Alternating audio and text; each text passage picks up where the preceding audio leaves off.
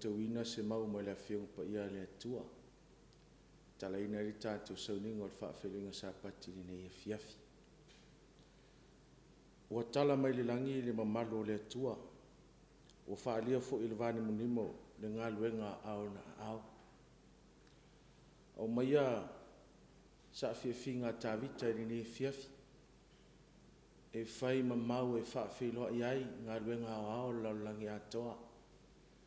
Tātou savalinga le nawa yasa. Sa le mana tunatu le a tātou au lia mai le ni Sapati. Ia evi ia le atua i lo nanga lei. Pe ona mole mau le a fionga pa ia le atua i ne fiafi. Ua faa lia lava il vani munimo. Ngā luenga aona ao. O faa lia lava ngā luenga alo tātou tap au le langi. I lo tātou soifua mo lo tātou wola. Au tātou soifua maola i lungo le neipa neta le tū mau. Whatalo whātu lana wauna te iau au. Malwharitua ai mesere no whaalo. Ia le atua i lona angare leile au tausi ma le au la via. O le soifua ma le ola o lana wauna ai mesere wharitua ma le ainga. Ia Faifeau na tātou maua le nei Sapati mātanga o fie. Soafa manu malo isu kiriso i whatalo whātu ai. Lau sunga te iau au. Malwharitua ma le ainga. Le au tustusu ngā luenga pa se a feta maspau malwharitua ma le no whaalo. Te oloa pa sa ata tanuasa malwharitua ma le no whaalo. Ia whatalo whātu ia te olua ma lu ainga. Soafa manu malo Yesu Keriso. Tālofa tālofa lava vi ele tu o tātou maua ni Sapati mātango fie. Ia fo ile vi inga ilo tātou tama o le langi. Ia whatalofa tu ngā luenga au au. Mai lava i tumu maunga. O le tātou ngā luenga mai lea ta whā ma le ta whā.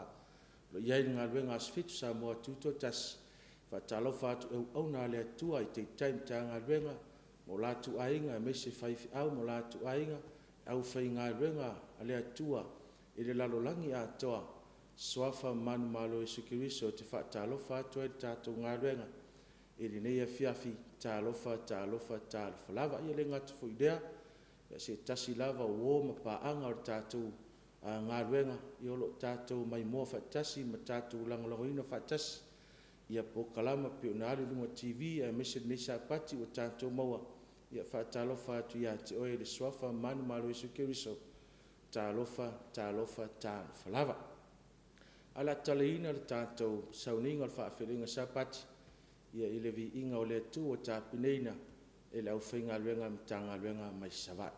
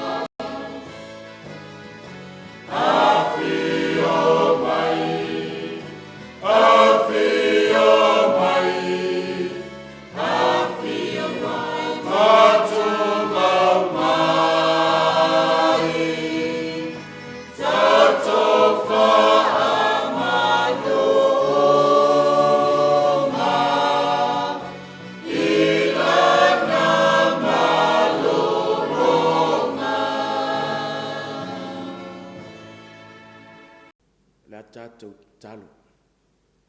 Lo mātou ta mai o le langi, vi ia lava lau fio le atua e whāwawau, vi ia lo suafa manu malo, i nei tu la fiafi le ia la mātou whanongolongo, le aso finangalo mo i mātou e tāpine ina i mātou, i le Faafeiloaiga Sapati si o te lava i lo Sapati a tai au, whapena lava na mātou maua le malosi whaaleanganga mai lau fio, o manuia i lau tuspa ia, ma se fi au mo i mātou, manuia mai lau au na vai vai whaatau wa, tau whai whaatino na ngā luenga ni e fiafi, alofa mai o na o Yesu. Amen.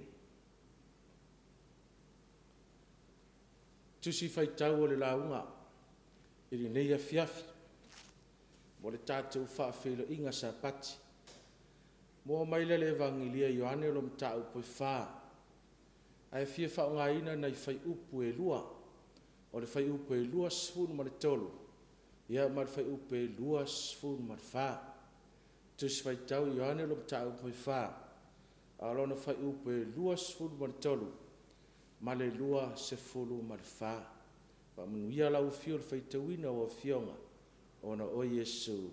Amen.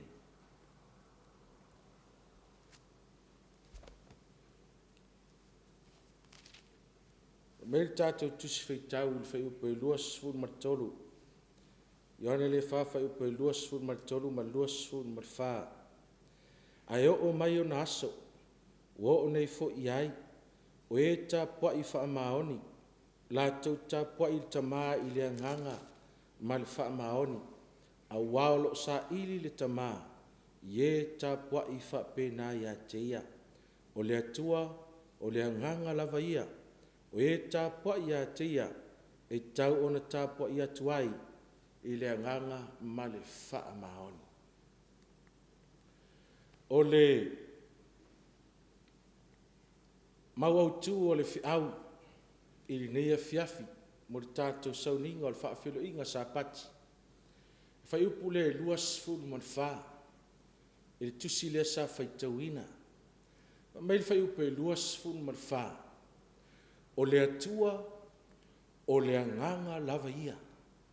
O e tā pua ia teia e te tau o na tā pua ia atuai i le anganga ma le wha maoni. O mai le upo le atua o le anganga lava ia.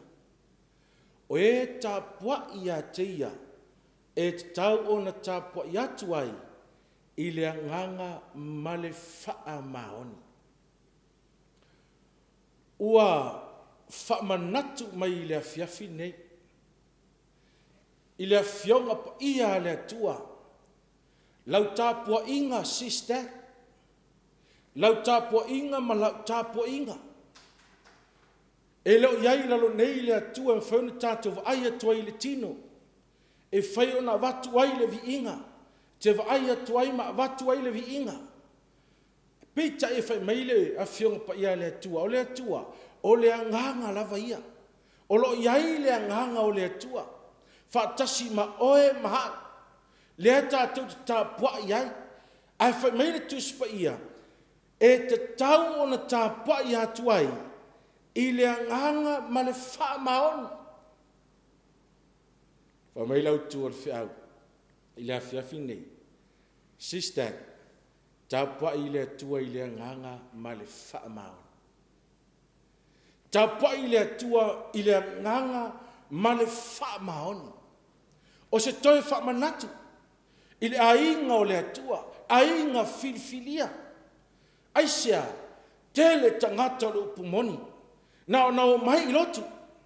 Na ona sau i le lotu. Na ona fōlinga.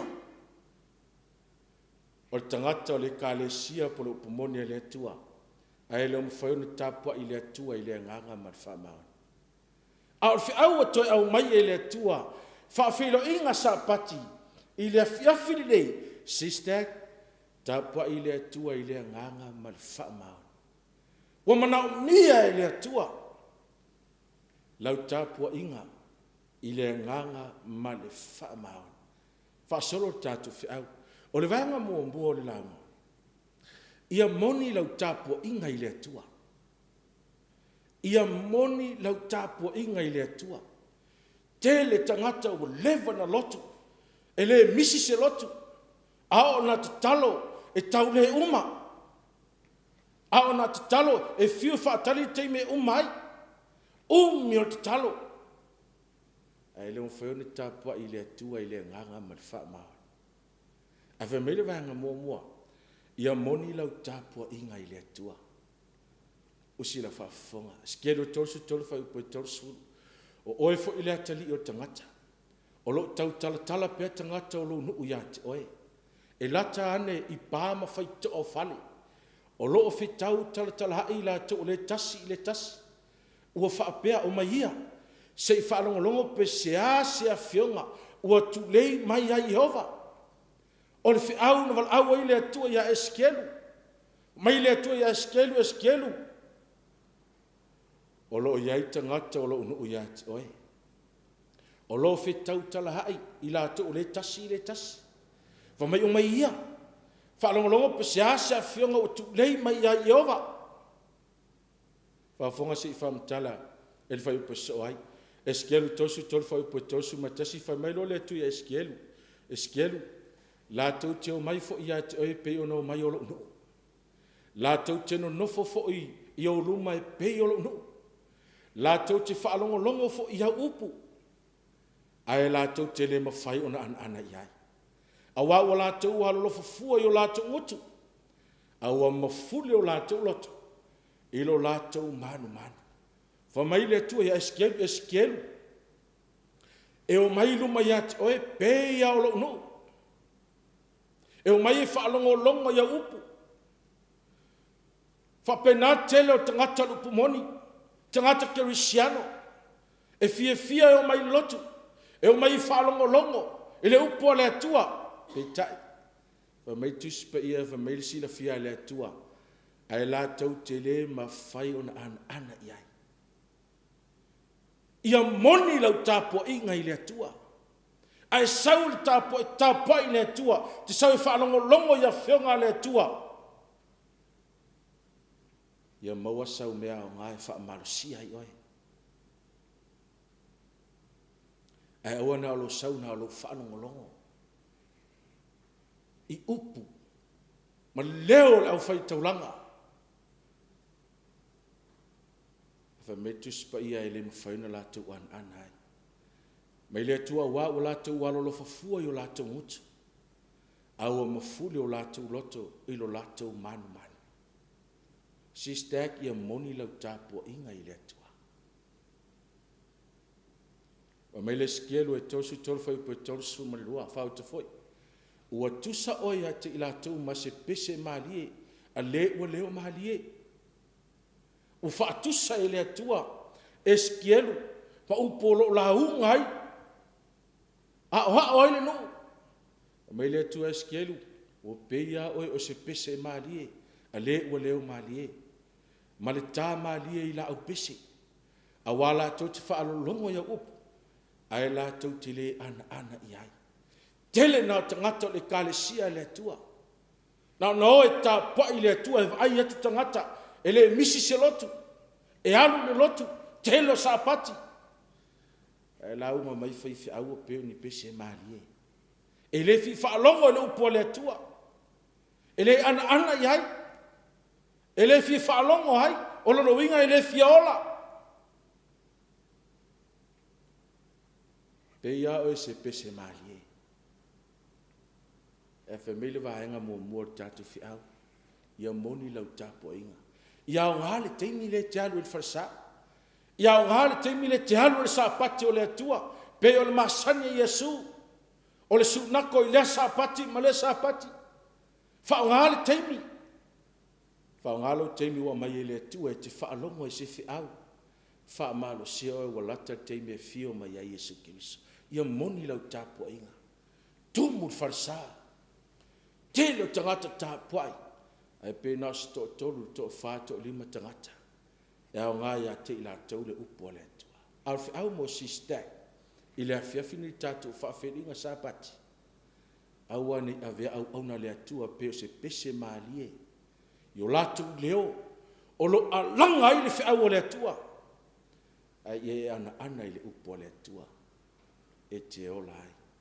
Fa mai Iesu ma te Iesu lima fai upo i fitu o tau tangata pe pelu e te tau lava ia o tau valo anga Isaia ua whaapea mai le alu valo anga Isaia Iesu fa mai fai upo i valu ma te Iesu lima ua whaalata lata mai ia tau le nei nuu i o lata ulang mutu a o lata ulota ua tau mamao ia tea whaapena le sila sila le atua ia te oe e te tau anga i lotu telo Sapati ai au au mai le au le atua e te le fi whaalongo ai te le ustai ai e te mimilo ai e te furitua ai fai mele o Iesu e ua tusa la tau pe o le valo anga Isaia au oe na tangata pepelo whalata lata mai a tia yo latu la mutu au latu loto wa tau mamao ia tia tele na tangata le sau fai le upumoni na sau fai mo latu loto i tono le upumoni o tangata o le atua o tangata le upumoni ai le fi fa longo le fi au mai le atua o tangata lea e mamao na ono la mutu tau o le swafa o le atua ai mamao alo na loto mo le atua ia moni lau tapo inga i le atua mai ma te Iesu lima fai upo iwa fa mai lo Iesu e tapo i fua mai lato ia tia lato fai mam tau po polo inga tangata Vaina i mai maulo tau ti ngai te anu e Sapati a te le fi whaalongo le upo le atua a leo fai mai Iesu e te tapua i fua mai awane SISDAC e tapua i fua i le atua i Sapati uma a tato uo i Sapati whaalongo longo le upo le atua whaamalosia ta ua walata le aso e fio mai a Iesu Keriso mai le uta le mo mofe upo sifun ma le iwa o tangata lava ia wa lata uwa vae ese wa mio faletino wa le iai le anganga o le mafu anga le na sau mal ofu fau e le misi se lotu ai au na watu le upo le atua e le fifalongo ai e le kea ai e te ai e fuli tua ai le upo le atua peitai pa mai le afiong pa ia le atua o tangata ia wa vavae ese wa mio faletino wa le iai le anganga Wale iai le nganga o le atua, le teofe mai Iesu e tapua i fua mai. SISDAC, e leo tātou tangata ua wawai ese, ona wa tātou wa mio faletino.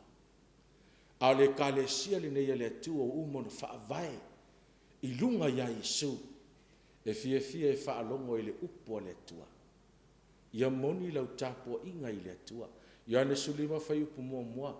Fa mai Iesu o au o le vine moni a o lo ta ma ngalu e vine ia le ata le ka le sia le atua o Iesu o le vine a o lo ta ma o ngalu e vine ia fa tusa Iesu ia o le vine a ngalu nga a lo ta ma le fa tusa i le atua lo tautala i le atua soifua le ta po Iesu SISDAC fa mai o lo ngalu e vine ia o ne ngalo ia te oe, e le o tu la fwa i le atua le ka le sia le atua. Ai tal teimi, ia moni lau tapua inga i le atua, la le teu mai i le atua le vini. A matana ese le atua tangata, e le fia whaalongo le upo le atua, tangata iu whai mai le upo le atua, wa mio whaletino, wale hei le anganga, aisea, wale pipi i le vini. Wale fia whaalongo ia Iesu, wale fia whaalongo le upo Iesu, au whaalongo i polo inga tangata. E me Iesu a ule vine, e te lepo pole o lokta ma, ngā lue vine ia, la ngā lue le atua, i le kale sia le atua.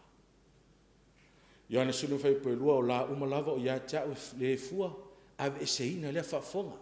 O mai Iesu o la umalava o ia tau e le fua, ave e seina lea. A o la umai fua, fa mai e teu e ia, ina ia fua mai a tili. Tangata ele fi whalongo lu po le atua, te te lu po le atua, ele ana. Teu ele atua e ave ese mai mautemi. A tangata e au ngāia te lu po le atua, e teu ele atua, ina ia fua mai, teu lea, teu le upo le tua. Tangata nai sau, fia mose me lei, whaalongo le upo le tua. Tangata nai moni lana tāpua inga i le tua. E manao e ahalu le fale, e halu maave se me lei, halu maave se oso, o le nasa pati ea, aisea. Tā pena i pea ia, mo le langi ma le ola e whaamau. Ma meri vai anga luar whiau, wa uma futi tātu whiau. I e hawa male mi ngau i le atua i lau tāpua inga. I e hawa male mi ngau i le atua i lau tāpua inga. Whamero le whisiri whapea. E whapea whiauna e hawa male mi ngau i le atua i lau tāpua inga. Whailaunga i limo whai mua mua. I e whai tete i o vaepe ai alu le whale o le atua. I e whaalatalata atu fo i whaalongolongo. A e wale whaalatalata e watu taulanga e vale lea. A wala tau tiloa, wala tau whaia lea mio leanga. Whape whiona e hawa, male mi ngau i le atua i lau tāpua inga. Whamele upo le atua, whai tete ap e savali i te tono le maru le atua. Whai tete au vai, pia ona e tū le mea pa ia le atua. Sapati uma tātou te o le maru le atua, pe ona masanya Yesu. Aisha, ina ia tātou whaalata atu, e whaalongo i le upo le atua. Ai aua le whaalata atu, e a watu taulanga e vale lea. O ai e vale lea e tau tala i tuspa ia, i le ana le whionga pa ia le atua. Tangata na luatu ai va ai po fea lea, le ala e o lea le fai, o le maisi to na ia lea. Taulanga na e vale lea. A tangata e hawa i le atua, ma mi ngau i le atua, e hala lana tāpo inga, wha mai e whai tete ia. I tono le whale o le atua, e wha mai whaalatalata atu e whaalongolongo i le upo le atua. O mai salamu e limusi toru whai muamua, o whai ifo le tangata walea i lona lota, e le aise atua. O whai ifo le tangata walea i lona lota, e le aise atua. Ona saule i le loto, telo sa apate sauai, e le tā ua ia tia, le whiau po le whionga pa ia le atua, e te hai, e furi tua hai, e le fia whaalongo hai, e le fia ustai hai. Aisea, e valea le loto. A le fia whaalongo tangata le upo le atua, o ia o le vale. Ale fi whaalongo o lona loto, e le isi atua. A whaafonga le upo le atua, lima su tauru whai upo e lua salama. Silisela mai le atua mai le langi whanau tangata. Ina isi la fia, pe iai a se tasi ua poto, se na te sai lia le atua. Tangata e hawa mani mi ngau lana tapu inga. E sau le lotu i sapati. E le sau e sai ili se sia mea. E le sau e vava ai. E le sau e fe te pai. Ai sau e sa ili le atua e whabelo po le atua o tangata lina, o tangata poto. Sila le atua mai le langi. Whanau tangata, ina ia si le fia. Fia i noe le atua. Le ka le sia SISDAC. Po le ka le sia la tau te sa ili le atua. E ava mami ngau e lana tāpua inga. Skelo luasfulu. I o tau whapaina fo i ho sapati. Faifeau ia ma whailonga ia tau ma o tau. E iloa i o tau o haulava o Iova lo o tau atua. Sapati ni nei o le atua. Tele na le mi ngā oilesi. Tele na le ise ava. Au umo na whetalai le atua.